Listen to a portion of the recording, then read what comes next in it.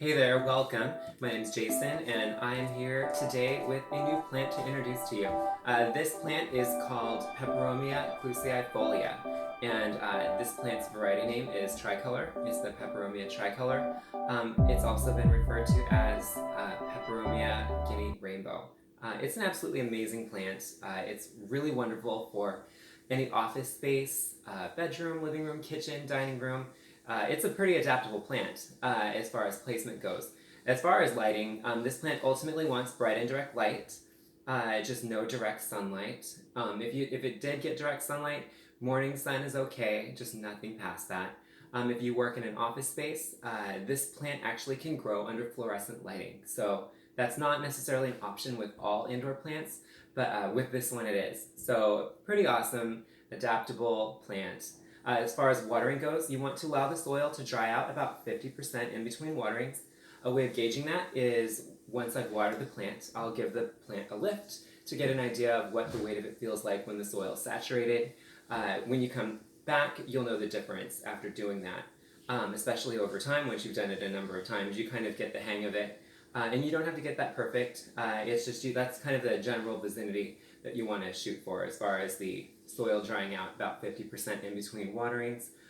Just really avoid overwatering your plant. If you come back to your plant to water it and the soil is still fully saturated, just wait until some of the water has been absorbed before you come back and water it again.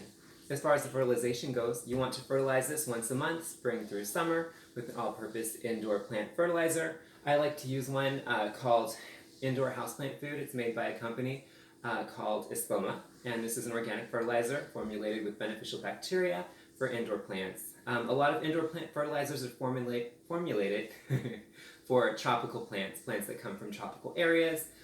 So the desired soil pH for this plant is around 6.4, 6.5, which is slightly acidic. And so this has been designed and is appropriate for this plant.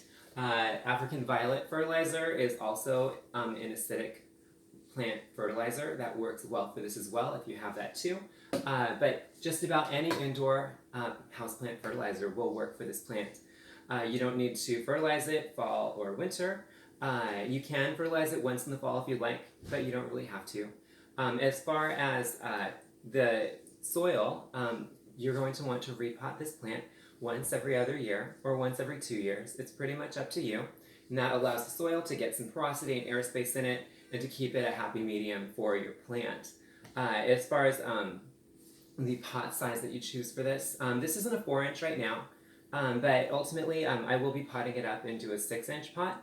I like the 6-inch pot size for Peperomia. It's just a nice size, a happy medium as far as for the size of the plant. You know, they kind of grow to like a foot tall. I mean, they're all different, and it also, that height is influenced on the lighting that you give your plant.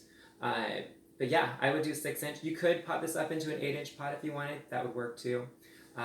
What I have right here is the plant is right here in its plastic pot. I like to keep it there because it allows the plant to retain a level of humidity that's beneficial to it. I always have a saucer to catch the drainage, and this is my glorified saucer or pot. This one happens to have a hole in the bottom, so because of that, you always want to make sure that you have your plastic pot or plastic saucer underneath the pot to catch the drainage so that it doesn't get the counter that you have it on wet. As far as toxicity, this plant has been known to be a non-toxic plant. So it's one of your no to low toxicity plants. It's a very, very safe plant to have around. So just know that when deciding if you want to select this plant. As far as fun facts, this plant has been noted to reduce levels of formaldehyde in the air, so it is a clean air plant. This is also a CAM plant, which is pretty cool. That's a crassulacean acid metabolism photosynthesis plant. Wow, that's a tongue twister. Anyways, the easy way of describing that is, so plants during the day absorb carbon dioxide and release oxygen into the air. Well, some plants, like Peperomia, they have the stomatas in their leaves. They're closed, maybe even semi-closed under certain circumstances during the day to retain and keep their water.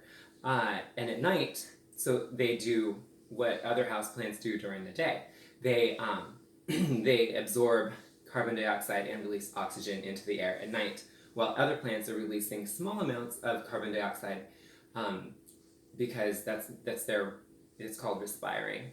Anyways, as far as clean air plant combos, I highly recommend cam plants along with regular plants that have, your photosynthesis exchange of carbon dioxide and oxygen during the day, and then you have this at night to kind of balance it all out. It's pretty cool. Anyways, I think I've covered just about everything about this plant. If there's any questions that you have about it, please let me know in the comments below. And thanks again. Happy New Year. My name's Jason. Thanks.